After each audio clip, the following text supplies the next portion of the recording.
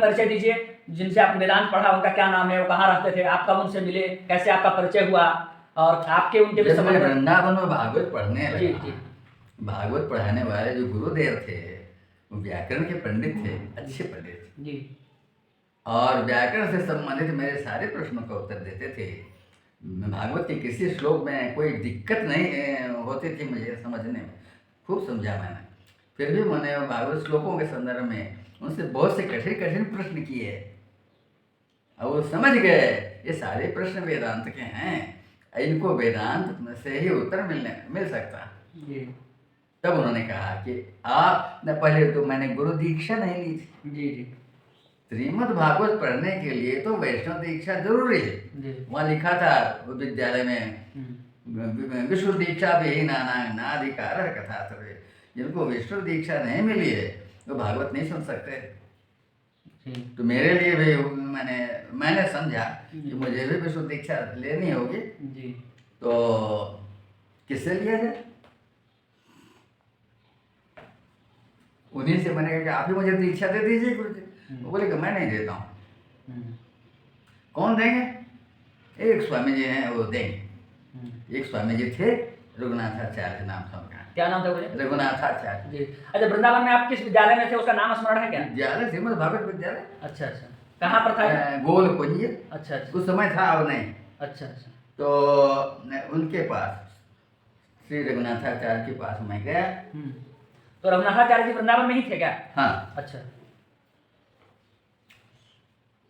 मैंने उनसे दीक्षा लेने की बात नहीं की। मैंने कहा कि मुझे वेदांत पढ़ना है। तो बोले कि पढ़िए। कहो ऐसे पुस्तक पढ़नी होगी। उसे उनके पास वेदांत दीप रखा हुआ था। बोले कि वेदांत दीप पढ़िए। वेदांत दीप मैंने ले लिया, वाँचना शुरू किया। उन्होंने अर्थ बताना शुरू किया। 15-20 मिनट ही मैंने सुना जी, और मैं समझ गया कि ये कम से कम मुझे तो नहीं पढ़ा सके जी, औरों को चाहे कुछ पढ़ा, इसके बाद दोबारा मुझे पढ़ने के लिए नहीं आना है जी। और ये दीक्षा मुझे क्या देनी? मैं ऐसे को थोड़े गुरु कराऊंगा जी। मुझे गुरु वो ही हो सकते हैं जो मेरे सारे प्रश्नों को उत्तर दे सकते हैं। ये तो ये जो ग्रंथ जिसका अर्थ बता रहे हैं उसी को नहीं पकड़ नहीं पा रहे, ये क्या बताएं? तो मैंने किसी से कुछ कहा नहीं, लेकिन सभी जान गए कि वहाँ गई ये और दीक्षा लेने का संकल्प नहीं बनाया, लिया ही नहीं। तब मुझे कहा गया, वही गुरु जी भागवत के थे, तो काशी में जो विद्वान है स्वामी जी, उनका नाम बताया है, वही आपके योग्य है, उन्हीं से आप दीक्षा ले सकते हैं। तो जब मैं वृंदावन से लौटने लगा तो उनसे मिला जाकर के उनके आश्रम में। उस समय उनके फूस की झोपड़ी थी। अच्छा। फूस की झोपड़ी के बाद उन्होंने भक्तों के सहयोग से जी अच्छी बिल्डिंग बना ली। लेकिन चाहे जितने बिल्डिंग बने, पता नहीं उन्होंने कितने कितने आवास बनाए, कितनी कुटियाँ बनाई, कितनी झोपड़ियाँ बनाई अपने यहाँ, कहीं रहे नहीं हो जी। उनका मन बराबर बद्रीनारायण बद्रीनारायण बद्रीनाथ भगवान बद्रीश बद्रीश बद्रीश बद्रीनाथ का ही चिंतन सदा करते थे जी। अंत में अंतिम समय वही गए जी, वहीं उन्होंने शरीर त्याग किया जी। ये उनकी जब मैं उनसे मिला पहली बार तो मैंने बहुत से प्रश्न किए जी, भागवत से संबंधित, वैष्णवता से संबंधित, दीक्षा से संबंधित हर प्रश्न का बड़ा ही मार्मिक सरल उत्तर उन्होंने दिया। और ऐसा लगा कि व्याकरण में, न्याय में, वेदांत में, भागवत में कहीं भी नहीं अटक नहीं सकते जी। इस सब जगह सहायता कर सकते जी। उनके 2 भतीजे थे, भाइयों के पुत्र, दोनों को उन्होंने आचार्य तक न्याय के ग्रंथ पढ़ाए और दोनों न्यायाचार्य हुए और दोनों को नौकरी मिली। और छोटे अभी जीवित हैं, बड़े तो मेरे उम्र के थे, वो गुजर गए। तो उनसे मैंने कहा कि क्या करना हो, क्या पढ़ना होगा? तो बोले अभी तो आपको तर्क संग्रह पढ़ना होगा जी। वही रांची संस्कृत कॉलेज में मुझे कहा गया था कठिन नहीं समझोगे, वही तर्क संग्रह पढ़ना होगा। मैं कहा अब मैं यह समझता था कि तर्क संग्रह तो प्रथमा के कोश में है, उसको क्या पढ़ना है, मैं आचार्य पास। तो जब मेरे चेहरे में कुछ विकार आया तो समझ गए तर्क संग्रह की मामूली समझ रहा। जी जी। वो बोले आप क्या समझते हैं मैं विद्वान हो गया हूँ या पढ़ लिखा हूँ? नहीं, अभी तो आप पढ़ने के लायक हुए। ठीक है, तर्क संग्रह पढ़ो। तर्क संग्रह की कुछ पंक्तियां उन्होंने पढ़ाई, कुछ टीकाएं कुछ पढ़ाई। इसके बाद उन्होंने कहा नाम लिखवाओ, नाम लिखवाओ, परीक्षा दो। तो उनके सुझाव को मैंने मान लिया, उनको गुरु जब माने लिया तो जो कहते थे सब मैं मानता गया। और उनकी इच्छा मात्र से मैंने न्याय शास्त्र में पूर्व मध्यमा से लेकर के आचार्य तक पढ़ा और परीक्षाएं दी दोबारा से। हाँ, वाह, 8 साल लगे मुझे न्यायाचार्य करने में जी। हाई स्कूल की नौकरी 5 साल तक की, उसको छोड़ करके वहां गए। ये मुझे बहुत बड़ी मिसाल है कि नौकरी छोड़ करके कोई पढ़ने गया। हाँ, बहुत बड़ी सरकारी नौकरी, लगाई नौकरी कर रहे हैं 5 साल करके, और पढ़ने की कैसी आपके अंदर ललक थी वेदांत? नहीं तो नौकरी जिस दिन मैंने ज्वाइन की उस दिन मेरे मन में था 3 महीना या 4 महीना यहाँ मैं पढ़ाऊंगा, 150-200 रुपये हो जाएंगे हाथ में, मैं नौकरी छोड़ दूंगा। उसमें 150-200 रुपये का बड़ा महत्व था जी। अब मेरा हाथ खाली था जी। अब किससे मैं मांगता, नौकरी लग रही तो कर ली जाए जी। ये सोच कर मैंने नौकरी की। लेकिन जब ज्वाइन किया परिस्थितियाँ ऐसी बनती गई कि नौकरी मैं जल्दी छोड़ नहीं पाया। तो 5वें साल मैंने बहुत भूल हो रही है, ये अच्छा नहीं हो रहा है कि मैं नौकरी छोड़ नहीं रहा हूँ। मैंने नौकरी छोड़,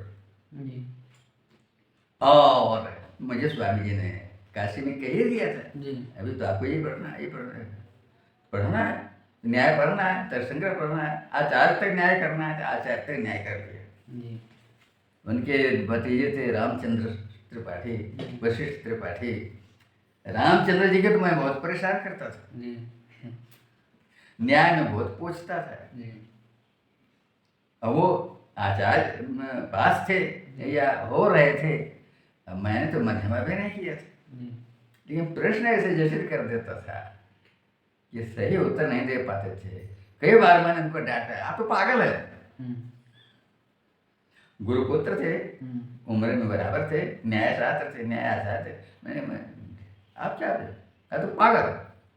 कई बार मैंने उनको पागल कहा, लेकिन मैत्री भाव में उनके साथ मेरा बना रहा। वशिष्ठ जी जो थे वो मुझसे चिढ़ते थे, किसी कारण से चिढ़ते थे, और उनको न्याय बड़ा ज़्यादा आता भी था।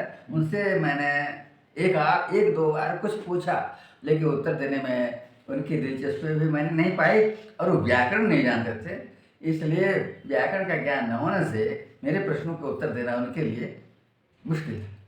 व्याकरण का ज्ञान तो इनको भी नहीं था, ये थोड़े सरल थे, इसलिए बोलता मुझे समझाने का प्रयास करते थे, उसमें पकड़ा जाते थे। मैं तो व्याकरण में योग्य था, इसलिए मुझे न्याय पढ़ने में कोई दिक्कत नहीं। आचार्य किया, फिर 4 साल में विद्या भारती किया। विद्या भारती में छात्रवृत्ति। तो फिर आप किस विद्यालय में एडमिशन लिए गुरुजी? बनारस में? बनारस में किस विद्यालय? वाराणसी संस्कृत विश्वविद्यालय। अच्छा, जो आज संपूर्णानंद हो गया है आजकल। हाँ जी जी जी। तो गुरुजी भी वही पढ़ाते थे क्या? उनसे आपने दीक्षा ली, जिनसे आपने न्याय पढ़ा? नहीं, वो कैसे पढ़ाते, साधु। अच्छा, साधु शहर में जाते, वो किसी से टच होना नहीं चाहते थे, रिक्शा पर बैठना नहीं जी। एक तो रिक्शा कम चलता था जी, पैदल ही ज़्यादा था चलना, जूता पहनना नहीं जी जी, लकड़ी का सपाटे पहनते थे जी जी।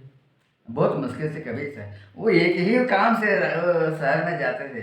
पुस्तक खरीदनी हो, रात में जो पुस्तक की जरूरत थी रात में ही चल देते थे, दुकान खुली होगी अभी चल जी, तो जाकर पुस्तक ले आते थे जी। पुस्तकों की जैसे नहीं थी। वो काशी में कहाँ रहते थे? काशी में उनका निवास कहाँ था? काशी में उनका निवास कहाँ था? काशी में उनका निवास जहाँ था वहाँ अभी भी आश्रम बना हुआ है। हमारे गुरु भाई वशिष्ठ त्रिपाठी वहाँ जमे हुए हैं, तो वहाँ उन्होंने काफ़ी जमीन ले ली है, घेरा बना लिया है, और वहाँ जाकर देखा जा सकता है। नगवा उस जगह का नाम है, नगवा। बड़े हनुमान जी हैं वहाँ पर, बड़े हनुमान मंदिर नगवा के पास जी जी जी। गुरुजी, उस समय आपके मित्र कैसे थे? कौन कौन आपके मित्र थे आपके स्कूल लाइफ में? पढ़ाई लिखाई के दौरान? हाँ। आपके मित्र कौन कौन थे और उनके साथ कैसा? कैसी मैत्री? शिक्षा से कोई मैत्री मेरी किसी से नहीं हुई। जी। हुई, एक सज्जन ने मुझे न्याय शास्त्र पढ़ने में, समझने में काफी सहायता की। वो सज्जन अभी भी जीवित है और वो साधु है और उम्र में तो मुझसे कम है, लेकिन साधु जीवन व्यतीत कर रहे हैं। कमजोर हो गए हैं, सुनता हूँ पैरों उनका कमजोर हो गया है।